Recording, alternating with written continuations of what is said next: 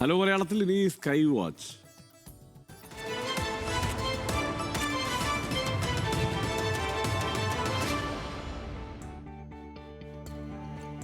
സംസ്ഥാനത്ത് ഇന്ന് ഇടിമിന്നലോടുകൂടിയ ഒറ്റപ്പെട്ട ശക്തമായ മഴയ്ക്ക് സാധ്യതയുണ്ടെന്ന റിപ്പോർട്ടാണ് ഇന്നത്തെ കാലാവസ്ഥ അപ്ഡേറ്റായി നമുക്ക് ലഭിക്കുന്നത്.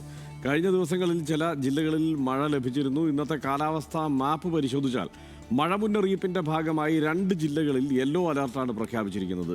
കണ്ണൂർ, കാസർഗോഡ് ജില്ലകളിലാണ് യെല്ലോ അലർട്ട് പ്രഖ്യാപിച്ചിരിക്കുന്നത്. ജൂലൈ 28 വരെ മഴ തുടരാനുള്ള സാധ്യതയാണ് കാലാവസ്ഥാ കേന്ദ്രം പ്രവചിക്കുന്നത്. നാളെ കാസർഗോഡ്, കണ്ണൂർ, കോഴിക്കോട്, വയനാട് ജില്ലകളിലും യെല്ലോ അലർട്ട് പ്രഖ്യാപിച്ചിട്ടുണ്ട്. കാലവർഷം പൊതുവെ ദുർബലമാണെങ്കിലും ബംഗാൾ ഉൾക്കടലിന് മുകളിലായി രൂപപ്പെട്ട ചക്രവാത ചുഴിയുടെ സ്വാധീന ഫലമായാണ് മഴ ലഭിക്കുന്നത് എന്നാണ് കാലാവസ്ഥാ വകുപ്പിൻ്റെ വിലയിരുത്തൽ. മുന്നറിയിപ്പുള്ള ജില്ലകളിൽ മഴയ്ക്കൊപ്പം മണിക്കൂറിൽ 40 കിലോമീറ്റർ വേഗത്തിൽ കാറ്റ് വീശാനും സാധ്യതയുള്ളതിനാൽ ജനങ്ങൾ ജാഗ്രത പാലിക്കണമെന്നും നിർദ്ദേശമുണ്ട്. അതേസമയം കേരളം, കർണാടക, ലക്ഷദ്വീപ് തീരങ്ങളിൽ ഇന്ന് മത്സ്യബന്ധനത്തിന് തടസ്സമില്ല.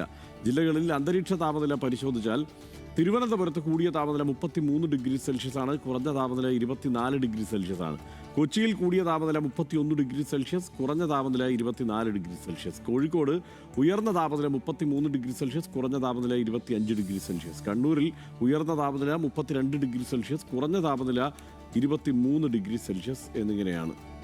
എന്ന് മൊത്തത്തിൽ മഴ പെയ്യാനുള്ള സാധ്യതയുണ്ട് എന്നുള്ളത് പല പ്രദേശങ്ങളിലും വലിയ ആശ്വാസം നൽകുന്ന വാർത്തയാണ്. പ്രത്യേകിച്ച് വൈദ്യുതി വകുപ്പിനൊക്കെ ഡാമിൽ വെള്ളം നിറയും.